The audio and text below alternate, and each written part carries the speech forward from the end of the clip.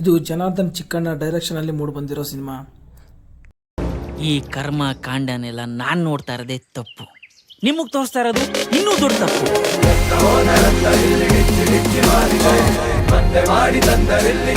ಅಂದ ಹಾಗೆ ಇದನ್ನು ಪ್ರೊಡ್ಯೂಸ್ ಮಾಡಿರೋದು ಕೂಡ ನಮ್ಮ KRG ಸ್ಟುಡಿಯೋಸ್ ರವರು.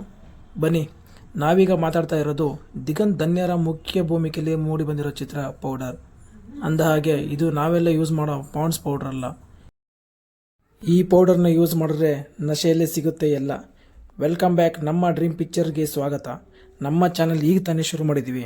ನಿಮ್ಮೆಲ್ಲರ ಆಶೀರ್ವಾದ ಸದಾ ಹೀಗೆ ಇರುತ್ತೆ ಅಂತ ಕೇಳ್ತಾ ಈಗ ರಿವ್ಯೂ ಕಡೆ ಮುಂದೆ ಹೋಗೋಣ.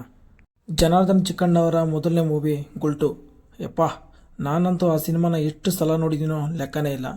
ಅದನ್ನು ನೋಡೋರಿಗೆ ಆ ಸಿನಿಮಾ ಹಿಡಿಸದೇ ಇರಲ್ಲ. ನಾನಿಲ್ಲಿ ಅದೇ ಎಕ್ಸ್ಪೆಕ್ಟೇಷನ್ ಇಟ್ಕೊಂಡೆ ಒಂದೇ, ಆದರೆ ಇಲ್ಲಿ ಏನಾಯ್ತು ಅಂದರೆ ಅಲ್ಲಲ್ಲಿ ಲ್ಯಾಗ್ ಅನ್ನಿಸ್ತು. ಇನ್ನೂ ಡೈಲಾಗ್ಸಲ್ಲಿ ಮಜಾ ಇರಬೇಕಾಗಿತ್ತು ಅನ್ನಿಸ್ತು. ಅದನ್ನು ನಾನು ಎಕ್ಸ್ಪೆಕ್ಟ್ ಮಾಡ್ತಿದ್ದೆ.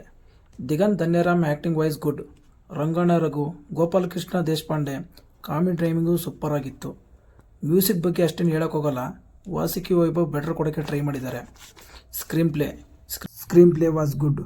ಕ್ಲೈಮ್ಯಾಕ್ಸಲ್ಲಿ ಏನು ಹೇಳಬೇಕು, ಜನರಿಗೆ ಹೇಗೆ ಅರ್ಥ ಮಾಡಿಸ್ಬೇಕು, ಕತೆ ತುಂಬ ಡೀಪಾಗಿ ಅರ್ಥ ಆಗೋ ಥರ ತೆರೆ ಮೇಲೆ ಪ್ರೆಸೆಂಟ್ ಮಾಡಿದ್ದಾರೆ.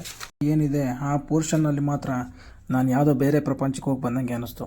ಲಾಸ್ಟಲ್ಲಿ ಒಂದು ಟ್ವಿಸ್ಟ್ ಇದೆ, ಅದನ್ನು ಥಿಯೇಟ್ರಲ್ಲೇ ಹೋಗಿ ನೋಡಿ, ಕೊನೆವರೆಗೂ ಮಜ್ವಾಗಿರುತ್ತೆ.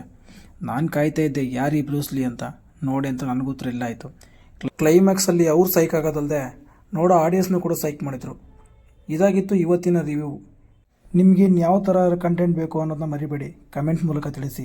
ನಮ್ಮ ಈ ಪುಟ್ಟ ಚಾನಲ್ಗೆ ನಿಮ್ಮ ಸಪೋರ್ಟ್ ಸದಾ ಇರುತ್ತೆ ಅಂದ್ಕೊಂಡಿದ್ದೀನಿ. ಇನ್ನಷ್ಟು ಸಬ್ಸ್ಕ್ರೈಬ್ ಮಾಡಿ. ನಿಮ್ಮ